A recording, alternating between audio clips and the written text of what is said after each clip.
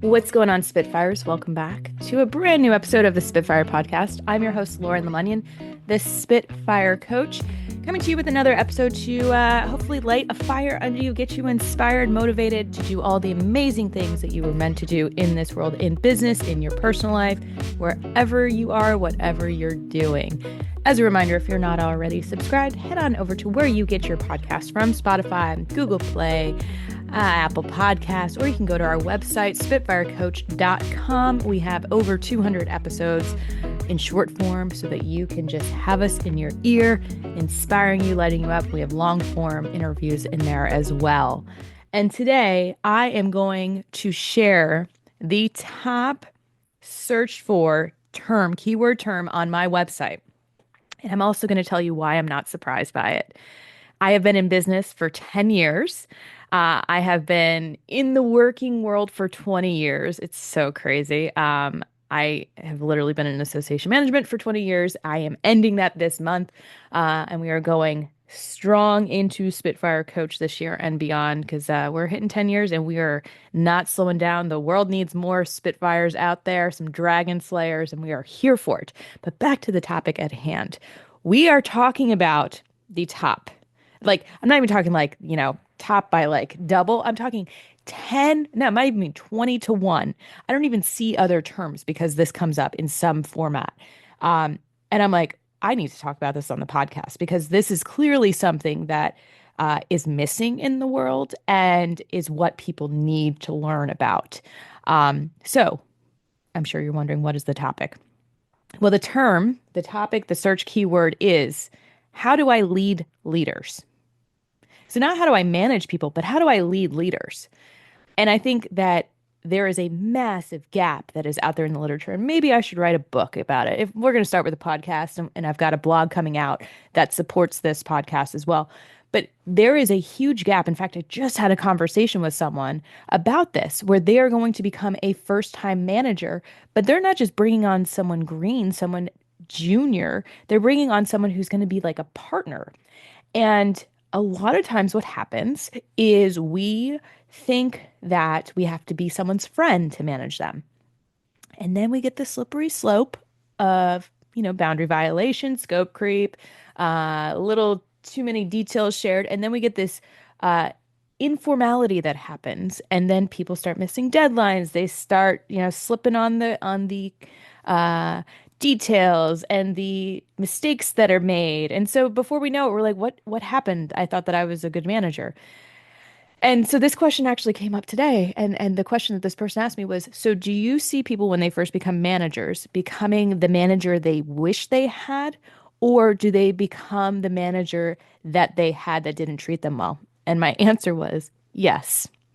Because when we need to fill a void, we end up kind of almost overcompensating for that. I'm a new parent and I see it too. It's like, with the things that I wasn't parented on, I'm like really conscious of putting out there. And the same thing happens when you're a manager. You want to show up in a way that maybe people didn't show up for you. So maybe that means like really being a mentor and like guiding people and being collaborative.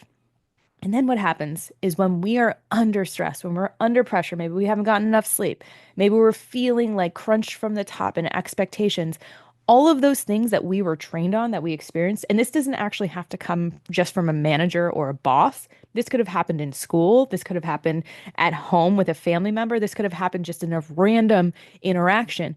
But how you were treated is what can fill up your default behaviors. And I can readily admit that I was a horrible manager. I became a manager at the age of 22. I was an account manager because I was working in association management. So I was managing associations. No one ever trained me. No one ever showed me the right and wrong way to treat people. And so what I ended up doing is buddying up with people because we were the same age. We'd go out drinking together. And then they wouldn't do things the way that I wanted them to do it, even though I was really awful at showing people and training them. I would go and scoop it back, and then I would trash talk them. The worst. And I can say that because I realized that where I was falling short is because I wasn't trained properly. No one was showing me a positive example. In fact, my first boss that I had in that environment threw a stack of papers and essentially called me a slut because the CEO of an association was hitting on me and, in fact, sexually harassed me. So girl on girl crime is a real thing. And especially someone who was in a power position who was supposed to be a mentor to me and be my boss was attacking me. And so these are things to be aware of because if we are not constantly checking through our past baggage, it's gonna leak out. So, in the same way that people go to school and get an MBA, this is not what we're taught. No one teaches this, how to lead leaders in a business school. We can talk about leadership tactics and things, but honestly, you are going to need a toolbox of leadership styles. You are going to need an adaptive and ever-growing toolbox of skill sets to deal with people's trauma. You need to be trauma informed now. Yes, you do, because we are in a VUCA and Bonnie situation. And if you don't know what that means, then please go listen to one of our past episodes on it. I talk about it a lot. So people need to be treated differently. No one is okay right now, okay? I'm not okay. You're not okay. And if you think you're okay, your head's probably in the sand and in a bit of denial. And so I would just ask you to wake up a little bit, but I don't think you are. You're in denial if you're listening to the show. But no one is really taught how do I lead people who are high powered, independent thinkers? Because our go-to when we hear manager is micromanagement. And if you're curious, I have two videos on my YouTube channel about the 10 reasons why you should and shouldn't be a manager. They're fun. But it's real. Like some people just should not be managers. Like if you don't want to be responsible for people's trajectory, if you don't want to be supportive, if you're competitive, not for you. If your ego is leading the way, not for you. Now, the other thing that happens is when we have these very independent leaders, we think we can just let them have full reign. And the reality is they can't just be left alone to do whatever they want. Because we all know what happens when we do that check-in. They might be like 5 miles down the path, and it's not the same path that the rest of us are on. So it's got to be a mix. There's got to be some standards set in addition to having the space to be creative, to create, to make things happen. And the other thing is, ego management is a full-time job because I know I got a bit of an ego. It's there. It's a healthy sized ego. I'd like to say I'm a lovable asshole. We're good with it. But managing other people's egos is a full-time job. And sometimes egos lead in meetings, egos lead in idea sharing. And if we don't have that established environment, culture of psychological safety, it can railroad and bulldoze people. It can take over and it can bully you as the leader. And if you don't have that confidence and that established professionalism and hierarchy, frankly, to step in, it will completely roll you over. So this is where we need to establish standard operating procedures between us and the other person. So in the event that you see a behavioral correction or something, how are you going to bring it up? How are you going to nip it when you see it emerge? Because if you don't, it will fester and it will impact the rest of your team. And it doesn't matter how brilliant this person is, it doesn't matter how productive they are. When they start behaving that way, that erodes the trust, that erodes the psychological safety of your team, it's going to permeate and that becomes the standard. And so what that does is it breaks down trust in other people. So nip it when you see it, when you notice it. You got to do it. And in fact, there are no more protected classes in the US. And guess what? Assholes aren't protected anymore either. So if you're a bad actor, you're not protected. Goodbye. So hold the standard. If your culture is being affected, even by the highest producer on your sales team, get rid of them. I promise you, other people will rise to the occasion and you will be far more successful than what you settle for in the behavior that people are putting out there that are making other people feel unsafe. It is your job to maintain the safety and the environment for your team members. You are a cultural architect. Every leader is. Doesn't matter if you're the CEO or not. If you are aware, you are accountable. Okay. I just did a whole executive forum last week about this. Trust is at an all-time low in the government, in the media, and in business. But the only place that people actually trust are businesses. So if you are a business leader, this is your opportunity Trust is the only currency that is going to allow you to ride this wave.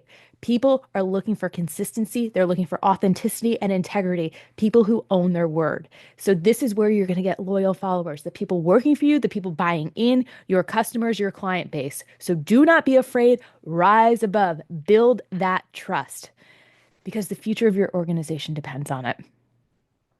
If you are only trying to cater to the needs of the leaders, then that's going to suck your energy out. You're just going to be maintaining them and your standards are going to fall.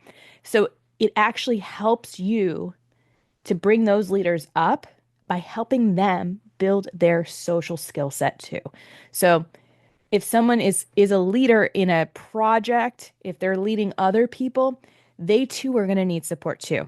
So in the same way that you may have skill blind spots or gaps, I guarantee they are too. So partner with them, share with them what you're working on, what your blind spots are, and bring them into the fold. This is where we can create that shared vulnerability, that rewarded vulnerability that we know and love in psychological safety. This is where inclusion happens. So the thing that I want you to walk away from this is you can absolutely lead leaders. It's a matter of setting standards and also letting them know where the space is for them to play in. But you've got to be clear on those expectations and then get out of their way. Don't do what I did. Don't go and grab it back. Let them try it and then schedule when the check-ins are. Schedule when you're going to have those follow-up meetings so there's a clear expectation on time and on outcomes and goal setting. And make sure that you are being more of a coach, not commanding, unless urgency. I will say that's the caveat. Unless there is a critical urgency where a decision needs to be made, absolutely you can command. In general, it's better to provide space, to provide guidance, to provide buffer zones, and to create the structure there, and then let people go. And the big thing is to prioritize adaptability over control. So if you have a clear way on how you want to get it done, that's fine. Share your suggestions and recommendations, and then also leave it open for other people to add on. Or what did they think? This isn't just one way in you doing it because that's a command and control and it doesn't really work. It makes people a little resentful and bitter. But if you have a best practice, offer to share it. It's all about asking for permission and making sure that there's safety there for people to accept or reject. We need to make sure we're doing this because this is what's going to really lock in the trust. And then if people have other ideas, they can bring it to the table too. So think of leading leaders as structured collaboration. You are still responsible for leading them, and you are also responsible for supporting them in their strengths and expertise. So I hope that this was helpful. I hope that it inspires you. If there's other topics that you want us to dive into around this, let us know. This is what we coach around. This is what we train people around. So if you are interested in getting more information on that, or you want us to come in and work with your team, feel free to reach out to me, Lauren@spitfirecoach.com, or you can find a number of resources on spitfirecoach.com. And y'all keep being awesome.